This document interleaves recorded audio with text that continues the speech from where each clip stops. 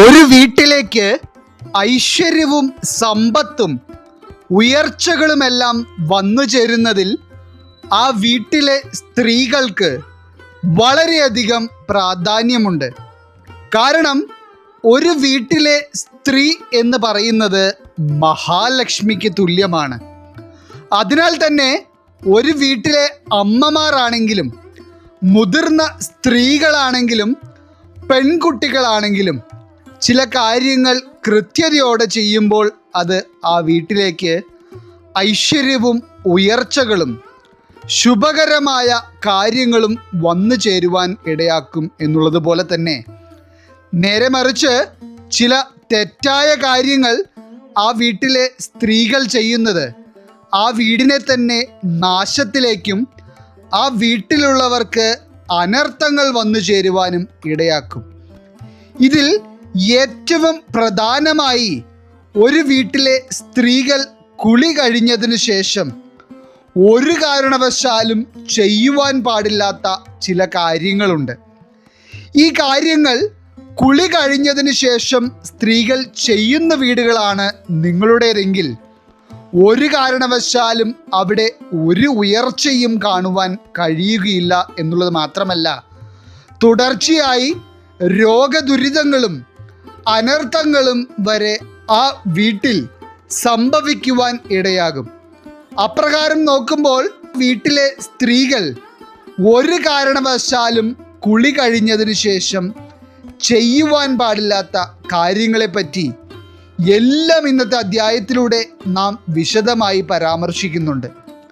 എല്ലാവർക്കും ഇന്നത്തെ അധ്യായത്തിലേക്ക് സ്വാഗതം. ഇതിൽ ആദ്യമായി പറയുവാൻ പോകുന്നത് മിക്ക വീടുകളിലും തന്നെ സ്ത്രീകൾ അറിഞ്ഞും അറിയാതെയും ചെയ്യാറുള്ള ഒരു തെറ്റിനെ പറ്റിയാണ്.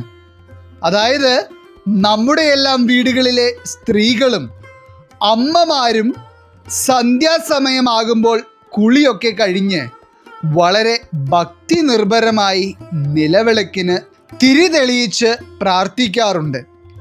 ഇത് നിങ്ങളുടെ ഭവനങ്ങളിലേക്ക് വളരെയധികം ഐശ്വര്യവും ലക്ഷ്മി കടാക്ഷവും വന്നു ചേരുവാനും എല്ലാ നെഗറ്റിവിറ്റികളും ഒഴിഞ്ഞ് വീട്ടിൽ ഈശ്വര കടാക്ഷവും പോസിറ്റീവ് ഊർജവും നിറഞ്ഞു നിൽക്കുവാൻ വേണ്ടി തന്നെ നിങ്ങൾ ചെയ്യുന്ന ഒരു കാര്യമാണ്. എന്നാൽ എല്ലാവരും അല്ലെങ്കിൽ പോലും ഇന്നത്തെ അധ്യായം കാണുന്ന പല ഭവനങ്ങളിലെയും സ്ത്രീകൾ കുളി കഴിഞ്ഞതിന് ശേഷം തലയിൽ നനഞ്ഞ തോർത്ത് കെട്ടിക്കൊണ്ട് തന്നെ ഒരു തവണയെങ്കിലും നിലവിളക്കിന് തിരി തെളിയിച്ച് പ്രാർത്ഥിച്ചിട്ടുള്ളവരായിരിക്കും. ഒരുപക്ഷെ നിങ്ങൾ ഇപ്പോഴും ആ ഒരു തെറ്റ് ആവർത്തിക്കുന്നുമുണ്ടായിരിക്കും. എന്നാൽ ഇന്നത്തെ അധ്യായം കാണുന്ന സ്ത്രീകളായിക്കോട്ടെ പുരുഷന്മാരായിക്കോട്ടെ, നിങ്ങളുടെ ഭവനങ്ങളിലുള്ള സ്ത്രീകൾ ഇത്തരത്തിലുള്ള ഒരു തെറ്റ് ചെയ്യുന്നുണ്ടെങ്കിൽ ഒരു കാരണവശാലും നിങ്ങളുടെ വീട്ടിലെ പ്രശ്നങ്ങളും ദുരിതങ്ങളും അവസാനിക്കുകയില്ല എന്നുള്ള കാര്യം മനസ്സിലാക്കുക. കാരണം സ്ത്രീകൾ ശിരസിൽ ഈറനണിഞ്ഞ തോർത്ത് കെട്ടിക്കൊണ്ട് തിരി തെളിയിച്ച് പ്രാർത്ഥിക്കുമ്പോൾ അത് നിങ്ങളുടെ വീട്ടിലേക്ക് വരേണ്ട ഈശ്വര ചൈതന്യത്തെ തടഞ്ഞു നിർത്തുകയും നിങ്ങളുടെ ഭവനത്തിലേക്ക് നെഗറ്റീവ് ശക്തികളെ ആകർഷിക്കുകയും ചെയ്യും.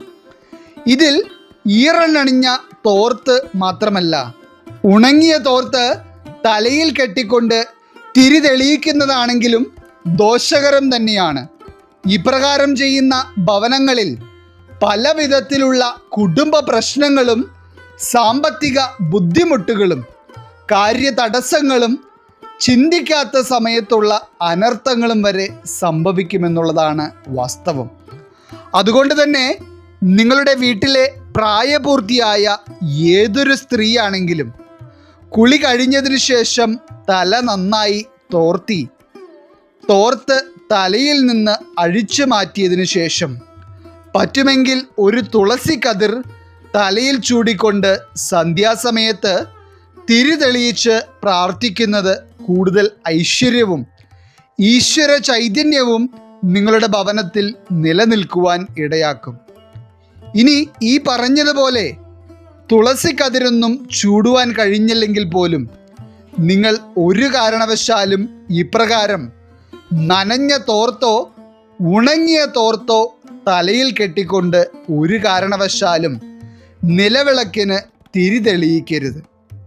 ഇനി രണ്ടാമതായി, പല ആളുകളും അറിവില്ലായ്മ കൊണ്ട് ചെയ്യുന്ന ഒരു തെറ്റാണ് കുളി കഴിഞ്ഞതിന് ശേഷം ബാക്കി വരുന്ന വെള്ളം ബാത്റൂമിൽ ബക്കറ്റിൽ തന്നെ വെക്കുന്നത്. ഇത് സ്ത്രീകൾ ചെയ്താലും പുരുഷന്മാർ ചെയ്താലും അത് നിങ്ങളുടെ വീടിനെ സംബന്ധിച്ചിടത്തോളം വളരെ വലിയ ദോഷങ്ങൾക്ക് കാരണമാകുന്ന ഒന്നാണ്. കാരണം ഇപ്രകാരം ചെയ്യുന്നത് രാഹുകേതുക്കൾക്ക് വിപരീത ഫലം ഉണ്ടാക്കുകയും ആയതിനാൽ തന്നെ ഇത് നിങ്ങളുടെ ഭവനത്തിലേക്ക് വളരെ വലിയ ആപത്തുകൾ വന്നു ചേരുവാൻ ഇടയാക്കുകയും ചെയ്യും. അതുപോലെ തന്നെ ഈ ഒരു പ്രവൃത്തി വീട്ടിലെ പുരുഷന്മാർ ചെയ്യുന്നതിനേക്കാൾ വളരെ ദോഷകരമായിരിക്കും ആ വീട്ടിലെ സ്ത്രീകൾ ചെയ്യുന്നത്. പ്രത്യേകിച്ച് സന്ധ്യാസമയങ്ങളിലൊക്കെ സ്ത്രീകൾ കുളിച്ചതിനു ശേഷം ബക്കറ്റിൽ ബാക്കി വരുന്ന വെള്ളം അവിടെ തന്നെ വെക്കുന്നത് ആ വീടിനെ തന്നെ നാശത്തിലേക്ക് നയിക്കും. അതുകൊണ്ട് തന്നെ ഈ ഒരു തെറ്റ് വീട്ടിലെ പുരുഷന്മാരും പ്രത്യേകിച്ച് സ്ത്രീകളും ഒരു കാരണവശാലും ചെയ്യാതിരിക്കുവാൻ പ്രത്യേകം ശ്രദ്ധിക്കുക. ഇനി മൂന്നാമതായി, ഒരു കാരണവശാലും വീട്ടിലെ സ്ത്രീകൾ കുളി കഴിഞ്ഞതിന് ശേഷം ചെയ്യുവാൻ പാടില്ലാത്ത ഒരു കാര്യം, കൊഴിഞ്ഞ മുടികൾ ബാത്റൂമിലോ വീടിനകത്തോ സൂക്ഷിക്കുവാൻ പാടില്ല എന്നുള്ളതാണ്. ഇപ്രകാരം ചെയ്യുന്ന സ്ത്രീകളുള്ള വീടുകളിൽ നെഗറ്റീവ് ശക്തികൾ കൂടുതലായി ആകർഷിക്കപ്പെടുകയും ആ വീട്ടിൽ ദുരിതങ്ങളും വിട്ടുമാറാത്ത പല കഷ്ടതകളും ആ കുടുംബത്തിനെ തന്നെ ദുഃഖത്തിലാഴ്ത്തുന്ന തരത്തിലുള്ള അനർത്ഥങ്ങളും വന്നു ചേരുവാൻ കാരണമാകും. അതുകൊണ്ട് തന്നെ ഒരു കാരണവശാലും കുളി കഴിഞ്ഞ് വന്നതിന് ശേഷം നിങ്ങൾ മുടി ബാത്റൂമിലോ വീട്ടിനുള്ളിലോ സൂക്ഷിച്ചു വയ്ക്കുവാനോ അലക്ഷ്യമായി ഇടുവാനോ പാടുള്ളതല്ല. ഇനി അവസാനമായി, മിക്ക വീടുകളിലും നിങ്ങൾ ചെയ്യുന്ന ഒരു തെറ്റാണ് കുളി കഴിഞ്ഞതിന് ശേഷം തുണി അലക്കുന്നത്. ഇത് നിങ്ങളുടെ വ്യക്തിപരമായ കാര്യങ്ങളിൽ തടസ്സങ്ങളും ഭവനത്തിൽ എന്തെന്നില്ലാത്ത പ്രശ്നങ്ങളും ഉണ്ടാക്കുവാൻ കാരണമാകും. തുണി അലക്കാനുണ്ടെങ്കിൽ അത് ഒരു കാരണവശാലും കുളി കഴിഞ്ഞ് അലക്കുവാൻ നിൽക്കരുത്. അതുപോലെ തന്നെ ഒരു കാരണവശാലും സന്ധ്യാസമയത്ത് തുണി അലക്കുവാനും പോകരുത്. ഈ രണ്ട് കാര്യങ്ങളും ഒരുപോലെ ദോഷകരമായിട്ട് നിങ്ങളുടെ ഭവനത്തെ ബാധിക്കുന്ന കാര്യമാണ്. അതുകൊണ്ട് തന്നെ എന്തൊക്കെ ചെയ്തിട്ടും വീടിന് ഒരു ഉന്നമനവും വരുന്നില്ല എന്നും എപ്പോഴും സങ്കടവും ദാരിദ്ര്യവും സാമ്പത്തിക ബുദ്ധിമുട്ടുകളും മാത്രമാണെന്നും പറയുന്ന വ്യക്തികളിൽ നിങ്ങൾ പെടുന്നുണ്ടെങ്കിൽ ഇന്നത്തെ അധ്യായത്തിൽ പറഞ്ഞിട്ടുള്ള ഏതെങ്കിലും തെറ്റുകൾ നിങ്ങളുടെ ഭവനത്തിൽ ചെയ്യുന്നുണ്ടോ എന്നുള്ളത് നിങ്ങൾ തന്നെ പരിശോധിക്കുക. പലപ്പോഴും വീട്ടിൽ സ്ത്രീകൾ ചെയ്യുന്ന ഈ തെറ്റുകൾ കൂടുതലും ബാധിക്കുന്നത് ആ വീട്ടിലെ ഗൃഹനാഥനെയും അതല്ല എന്നുണ്ടെങ്കിൽ മുതിർന്ന സ്ത്രീകളെയുമായിരിക്കും. അതുകൊണ്ട് തന്നെ ഭവനത്തിൽ ഉള്ളവരുടെ ജീവന് വരെ ആപത്താകുന്ന ഈ തെറ്റുകൾ ഒരു കാരണവശാലും നിങ്ങളും നിങ്ങളുടെ പ്രിയപ്പെട്ടവരും ചെയ്യുന്നില്ല എന്നുള്ളത് ഉറപ്പുവരുത്തുന്നത് നിങ്ങളിലേക്ക് വരുവാനിരിക്കുന്ന അനർത്ഥങ്ങളെ അകറ്റി നിർത്തും. ഈശ്വരൻ നിങ്ങളെ എല്ലാവരെയും അനുഗ്രഹിക്കട്ടെ. നിങ്ങളുടെ പ്രത്യേക പ്രാർത്ഥനാ വിഷയങ്ങൾ എന്തെങ്കിലുമൊക്കെ ഉണ്ടെങ്കിൽ നിങ്ങളുടെ പേരുകൾ സഹിതം ഒന്ന് എഴുതി അറിയിക്കുക.